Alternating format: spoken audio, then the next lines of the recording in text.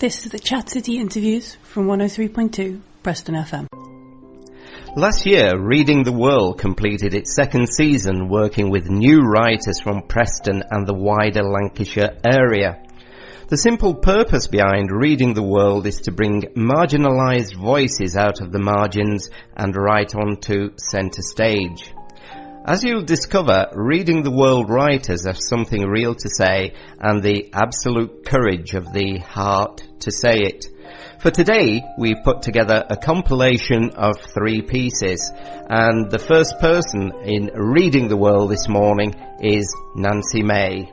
My name is Nancy May, and this is my poem, I Am From. I am from the midnight moon. I am from the diseased, ravaged in Asia. I am from the room empty of sound, from the forgotten summer, the twisted corpse sleeping in the ground. I am from the wolf free from the hunting roam. I am from the ocean suckling the shark. I am from the womb soaked in disappointment, from the earth decimated by war, the town wrapped in an illusion. I am from the moment creation was injured. I am from the starless night. I am from a laughing nightmare, from the conversations above my ears, the abyss without a rope ladder. I am from the padlocked park, from the tsunami drowning my thoughts, the sun running out of hydrogen, the grave which bears my inscription, the church corrupted by the power of the chalice. I am from the day which never sleeps. I am from the race who took a vow of dominance. I am from a family ignorant of disability.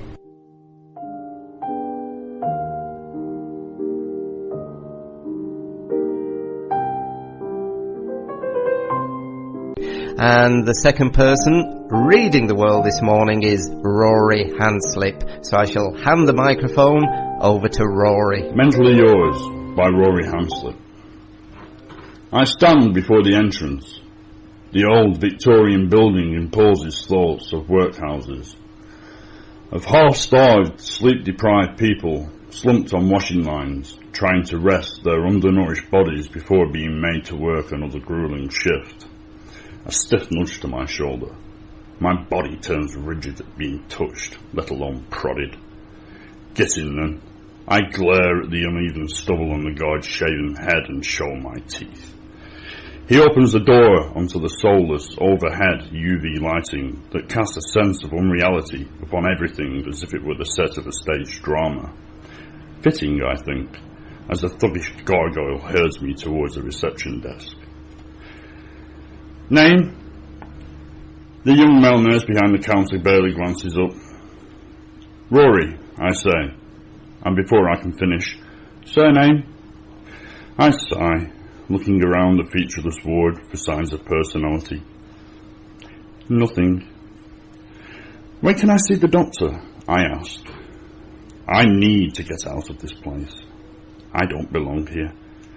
All I did was get drunk and break a bit of furniture. The doctor will see you when he's ready. Have I been sectioned? The doctor will see you when he's ready. My heart plays a fast, heavy rhythm against my rib wall, and a layer of sweat creeps over my back like condensation on the wall of a sauna. The effects from withdrawal. I know worse is in the post. Look, I say, it's been 8 hours since my last drink, and I need something prescribed, if you don't want me fitting. I walk out into the courtyard for a cigarette and take in the sharp, cold spring air. Birds chirp, intermittent morning song, and the black of night has been replaced by the dull, bluish grey azure of early morning. I inhale deeply, contemplating my next move. I don't need this. Surely they know that. I'm not insane. Just annoyed with myself for trying to drink my way out of the messes I create. Why put me through this part of the system? I'm caught up in the wrong gears of the machine. When I go back inside, patients are waking from their drug-induced sleep. My hands shake, and ill-timed spasms come and go in my peripheral muscles. I'm twitching I say to the nurse, and think to the 1.5 litres of vodka I normally drink daily. I need medication. The nurse looks only at the phone. I'm furious with the ease at which I get to see the doctor. Why couldn't he have dialed before? The doctor sits on one of 2 chairs arranged on the same side of the desk, as if we're about to have a friendly chat. He tells me I've been referred by the police with the consent of my girlfriend. On the desk is a medication cup and a glass of water. I throw the capsules to the back of my throat and gulp. I'd like you to remember these 3 things, he says, beginning the assessment. Bucket, aeroplane, dog. I know the implications of scoffing. More endless, inane questions until finally, can you remember the 3 things? I roll them off as if they're on a flip chart in front of me. Sign here. He smiles. Depending upon what your girlfriend says, you can go. I walk the corridors while they contact her. When I return, the doctor says, your girlfriend wants to speak with you. My heart leaps, then hits the floor hard, as I recall our arguing the night before. I move to the desk. The phone is off the hook. My hands tremble. Guilt, shame, hope flush through me like a burst dam deluging a valley. Rory, her voice, her Irish accent.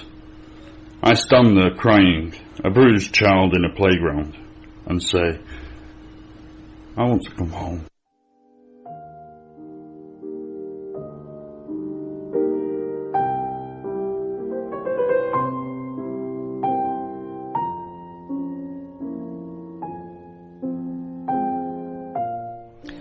The powerful Rory Hanslip, Mentally Yours there from Reading the World. And still to come is Lisa Davis with Personal Statement.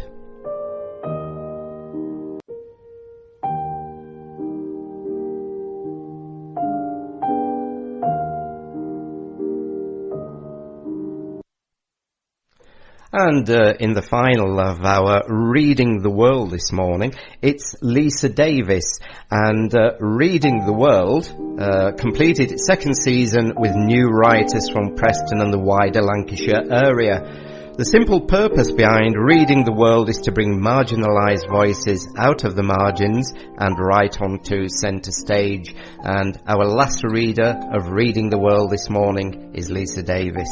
My name is Lisa Davis, and this is Personal Statement.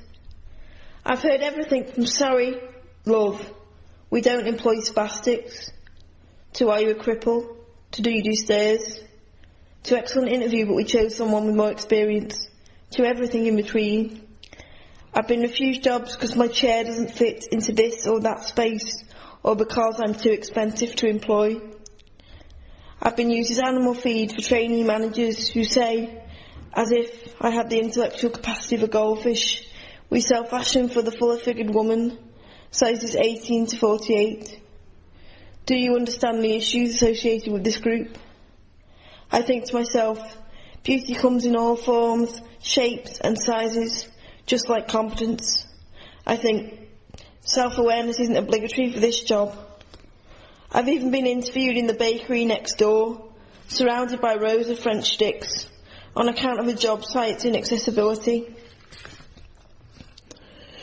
Retail assistant, information assistant, administrative assistant, disability support assistant, receptionist, progress coach, data input clerk, tutor, exam officer, graduate student advocate.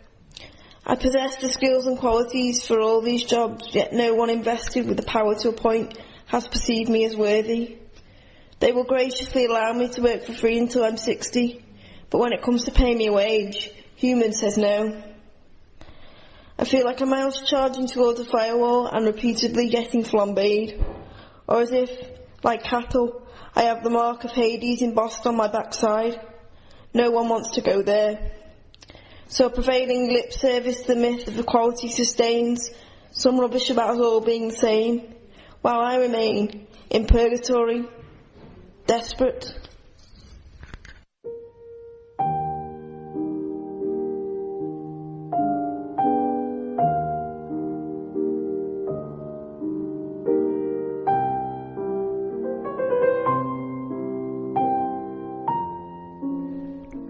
And that was a powerful story, personal statement by Lisa Davis.